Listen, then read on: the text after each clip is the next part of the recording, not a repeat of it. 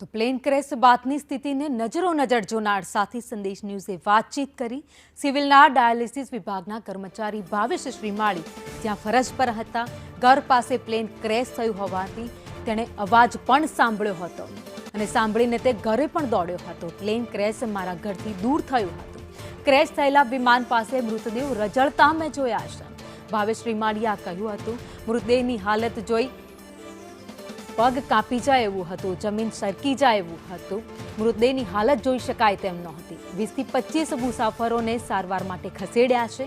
વિમાનના કાટમાળ વચ્ચે ફસાયેલા મૃતદેહો બહાર કાઢ્યા। તો મને એવું જાણ મળી કે પ્લેન ક્રેશ થઈ ગયું છે તેમ, એટલે હું અહીંયાથી સીધો બાઇક લઈને ઘરે ગયો। મારા મમ્મી લોકો ફોન નહોતા પહેલાં રિસીવ નહોતા કરતા, એટલે મને ડર લાગ્યો। એટલે પછી હું ઘરે ગયો ને પછી જોયું મેં કે આ પ્લેન કે મારી સોસાયટીની થોડી આગળ છે, 200-300 મીટરની આગળ છે, એટલે મારી ફેમિલી સેફ છે। પછી મેં ત્યાં બાઇક સ્ટોપ કર્યું, મમ્મીને જોયા, પપ્પાને જોયા, બધાને જોયા, સોસાયટીવાળાને બધાને જોયા। મેં કીધું ના, આપણું સેફ છે। એટલે ઘણું બધું સળગેલું ને ટાયર ને પ્લેનના ટાયર ને પ્લેનનું જે પાંખ્યું કહેવાય ને સાઈડવાળું, એ ને બધું ઘણું બધું હતું। ડેડ બોડી બધી બળી ગઈ હતી એમ બધી।